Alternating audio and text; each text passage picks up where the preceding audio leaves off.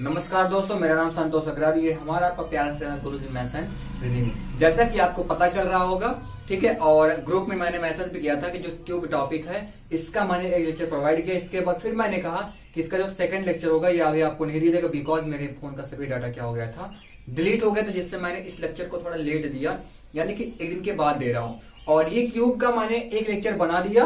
और जैसा कि यहाँ पर राइट देखें, लेक्चर नंबर 2। आज हम लेक्चर नंबर 2 में टाइप 2 का बात करेंगे। टाइप 2 क्या है? चाकू से कितनी बार काटा गया है। ठीक है, तो सबसे पहले इस लेक्चर को मैं स्टार्ट करने से पहले कुछ प्रीवियस बातों को रिकॉल करवाना चाहता हूं।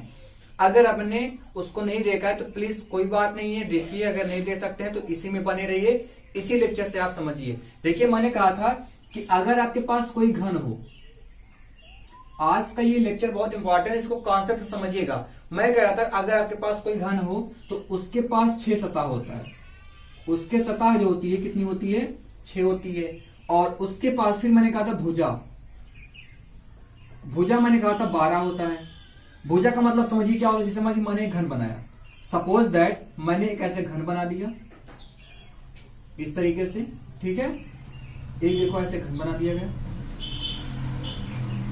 ये और एक पीछे एक आगे, ये सब जो दिख रहा है ये सतह है, फलक है, जिसको कहते हैं फलक भी कहते हैं। और भुजा क्या होता है? ये देखो ये चीज।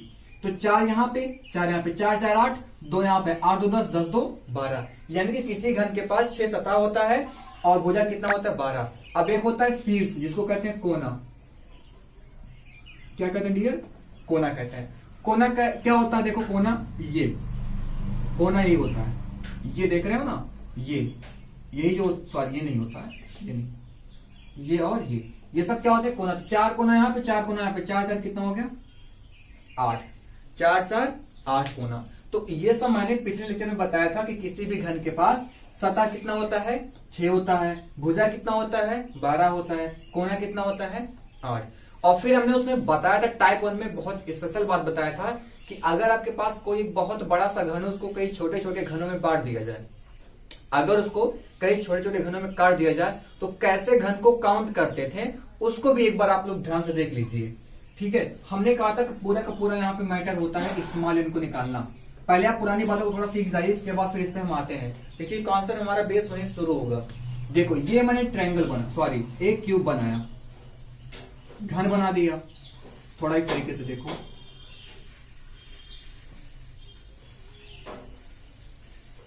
देखो ऐसे कर दिया और ऐसे कर दिया, और फिर ऐसे, फिर ऐसे, फिर इसको ऐसे कर दो और फिर ऐसे कर दो, ठीक है। और यहां पर भी ऐसे ही जाएगा, एक लाइन, 2 लाइन, यूं करके दिखाओ, यूं करके दिखाओ। हाँ, तो अब हमने कहा था कि इसमें बताओ घनों की संख्या कितनी होगी। इसमें घनों की संख्या कितनी होगी? जो एक बड़े घन में से छोटा छोटा घन काटा गया है उसकी संख्या कितनी होगी? तो आप गिनना पड़ेगा कि यहां पे देखो, ध्यान से कहेंगे 3 यहां पे, 3 यहां पे, 3 यहां पे, 3 3 6 3 9, 9 यहां पे, 9 यहां पे, तो 9 9 18 9 27। यानी कि आप कहेंगे सर 9 यहां पे हो गया, 9 यहां पे हो गया, 9 यहां पे हो गया, फिर कितना आएगा जोड़ने पर? 27। लेकिन ऐसा कोई टेक्निक अपनाया जाए, एक ऐसा ट्रिक लाया जाए जिससे बिल्कुल आसान हो जाए। तो वो ट्रिक मैंने क्या लाया था वो देखो। हमने कहा था जो घनों की संख्या होती है उसकी संख्या होती है n क्यूब। घनों की संख्या बराबर क्या होता है? n cube. अब यहाँ पे बात आता है कि सर n क्या है? यहाँ पे बात आता है n क्या है? n का मतलब होता है कि एक भुजा पर बने घनों की संख्या, एक भुजा पर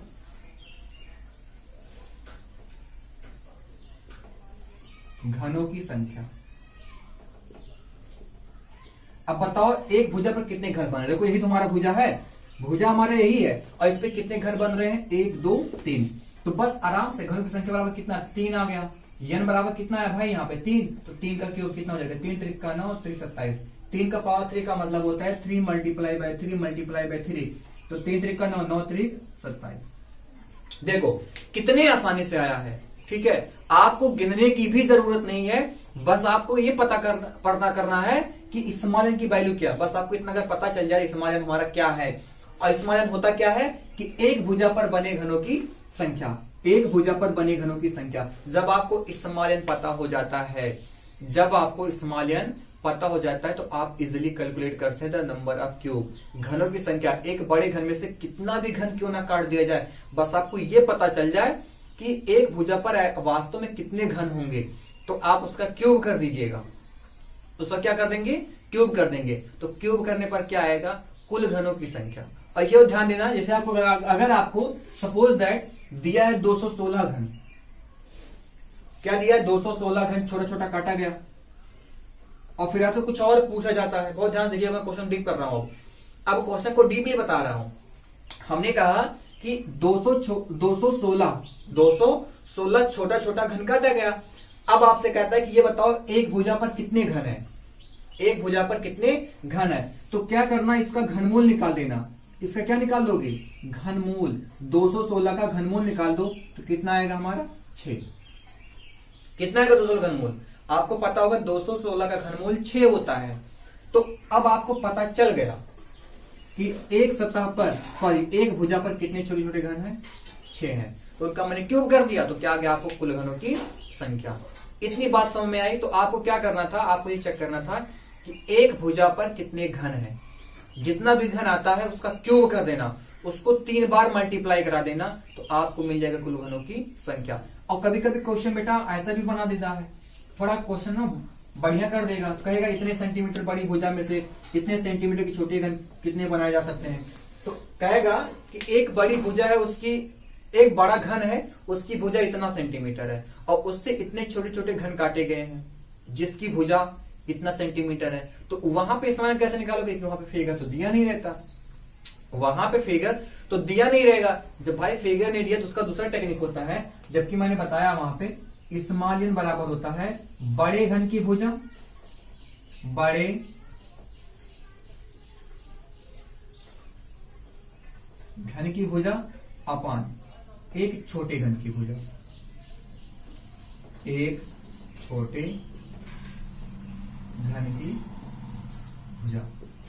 तो डियर इन सब के बारे में मैंने पूरा डिटेल नॉलेज दिया है, पूरा डिटेल डिस्कस किया है। ये सब कैसे यार, उसका फील भी दिया हूं, कॉन्सेप्ट को अच्छे से समझाया गया। यहाँ पे मैंने सब फार्मूला बता रहा हूं, बट आप जब उस लेक्चर में जाएंगे, उसको आप ध्यान से देखेंगे, तो वहां पे आपको पूरा डिटेल नॉलेज मिलेगा, पूरा का फुल कॉन्सेप्ट।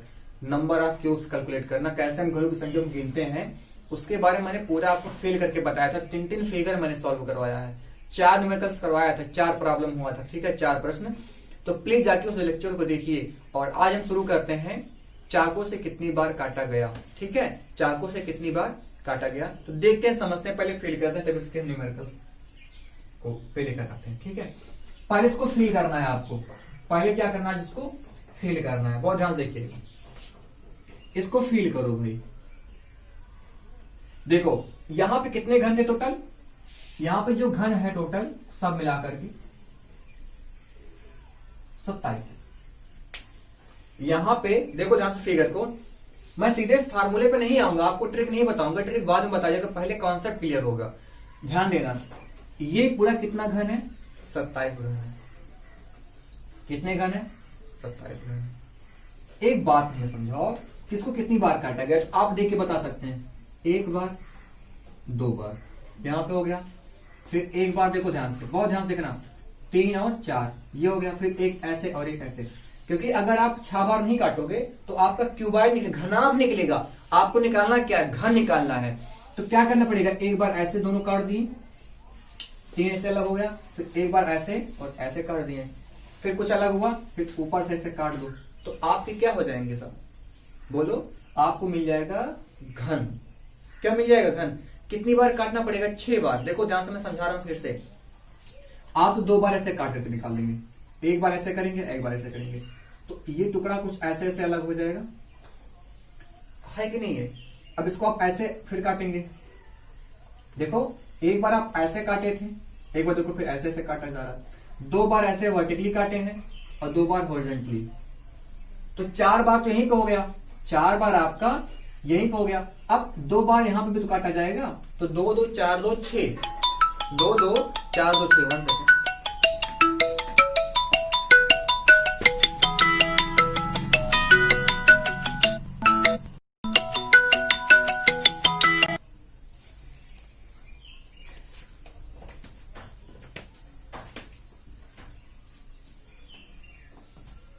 यस, आइए देखते हैं फिर से।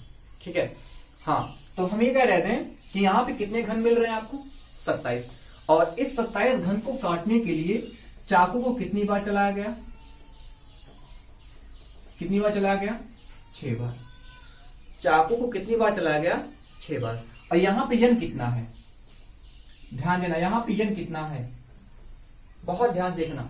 यहां पे एन कितना है भैया, यहां पे यन था हमारा 3, यहां पे यन कितना था, 3। तो मैं समझाऊं, देखो ध्यान से, अगर आपको 3 घन प्राप्त करना है, अगर आपको 3 घन प्राप्त करना है तो चाकू से 2 बार काटना पड़ेगा।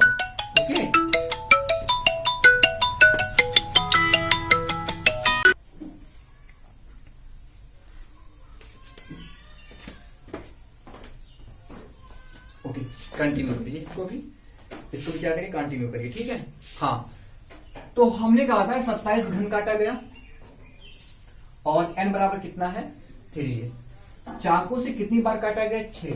और 6 कैसे आया, ध्यान दो, 6 कैसे आया, 3 - 1,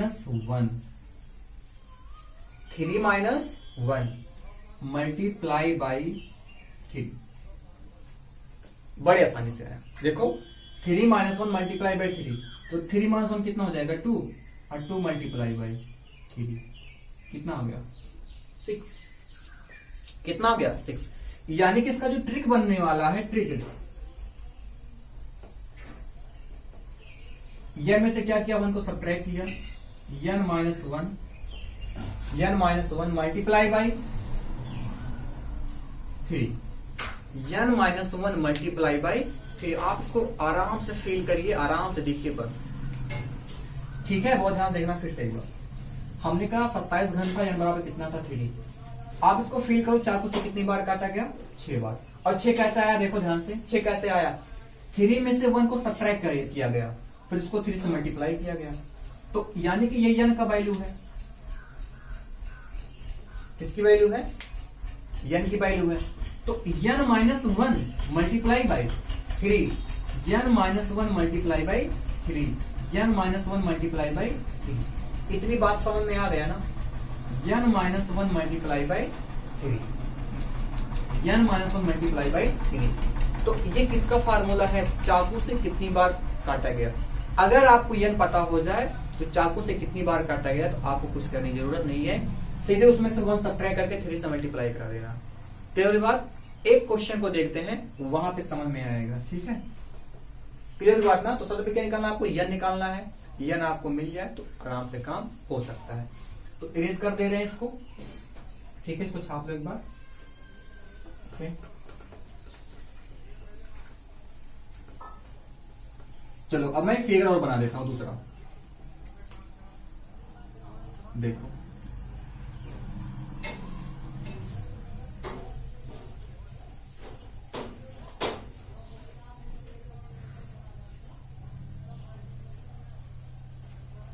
ध्यान दो,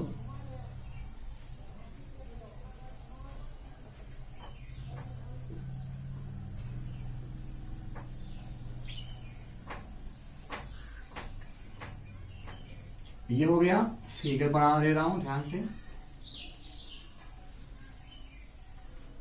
आप भी सोचिए, बताएंगे इसको अच्छे से।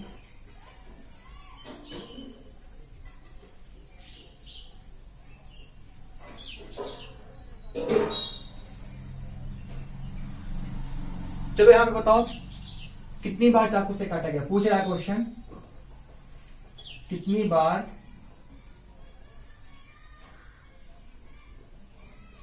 चाकू से काटा गया।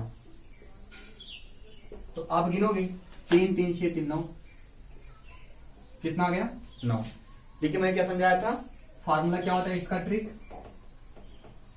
इसका ट्रिक क्या होता है डियर, n - 1 मल्टीप्लाई बाई 3। कैसे 9 बार काटा गया, इसको ध्यान देखो ना, पहले 3 यहाँ पे, 3 यहाँ पे और 3 ऊपर, 3 3 6 3 9, हुआ कि नहीं हुआ। तो लेकिन ट्रिक से क्या होता है, n - 1 मल्टीप्लाई बाई 3, और यहाँ पे n इक्वल टू कितना है बोलो, 4, 1 2 3 4। यहाँ पे n इक्वल टू कितना है, 4 है, यहाँ पे n इक्वल टू कितना है, 4 है। तो ट्रिक से लगा लो, 4 - 1 मल्टीप्लाई बाई 3, 4 - 1 कितना, 3 मल्टीप्लाई बाई 3। मतलब इसमें से एक काम करके 3 से मल्टीप्लाई करा दो, इसमें से एक काम करके 3 से मल्टीप्लाई करा दो। देखो कितना आ गया, 3 3 9, कितना आ गया भैया यहाँ पे 3 3 9। लेकिन सोचो यार, क्या एग्जाम में बार बार ऐसे क्वेश्चन देगा बना के?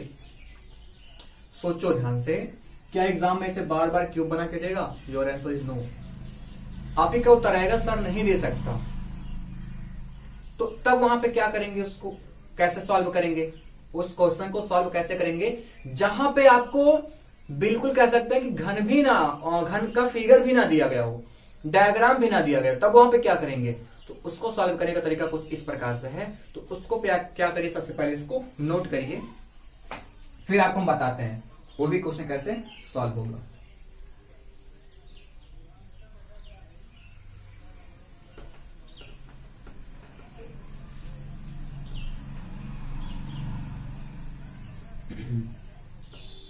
चलो देखो, पहले क्वेश्चन लिखते हैं। क्वेश्चन ये था, किसी एक बड़े घन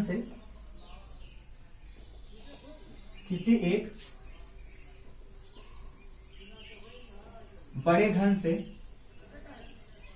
729 छोटे घन प्राप्त करने के लिए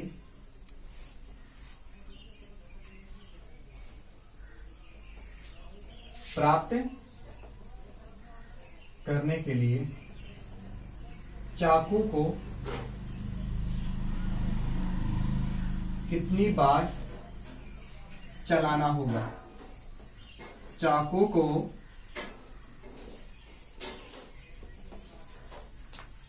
कितनी बार चलाना होगा, ये रहा। कह रहा है कि किसी एक बड़े घन से 729 छोटे घन प्राप्त करने के लिए चाकू को कितनी बार चलाना होगा। किसी एक बड़े घन में से 729 छोटे घन प्राप्त करने के लिए चाकू को कितनी बार चलाना होगा। तो बिल्कुल आसान सा देखो, यहाँ पे भैया कितना टोटल घन है, देखो अवघन संख्या क्या होता है, एन क्यूब बराबर 729। तो यहाँ पे एन बराबर कितना आएगा, 9। आपको पता हो गया एन बराबर कितना होगा, 9 होगा। कैसे पता चला? घनमूल निकाल लिया। क्या निकाल दिया? घनमूल निकाल दिया। जब आपको एन पता हो गया, इसका मतलब क्या है, चाकू कितनी बार चलाया गया, चाकू को कितनी बार चलाया गया, चाकू को कितनी बार चलाया गया।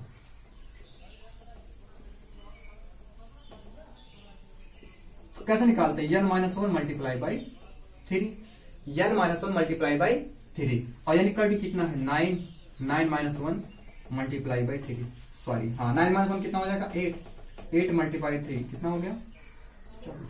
आज फिर क्या होगा 24 होगा। देखो कितना आसान था। तो डियर, आज के इस लेक्चर में हम इतना ही बात करेंगे, और अगले लेक्चर में आपको हम सिखाएंगे रंगीन घनों की संख्या ज्ञात करना। बहुत इंपॉर्टेंट होगा, बहुत इंपॉर्टेंट कॉन्सेप्ट उसका भी होगा। क्या बताएंगे हम, रंगीन घनों की संख्या ज्ञात करना। तो प्लीज क्या करिए, इस वीडियो को देखिए, अपने दोस्तों के साथ शेयर करिए, ठीक है। Thank you.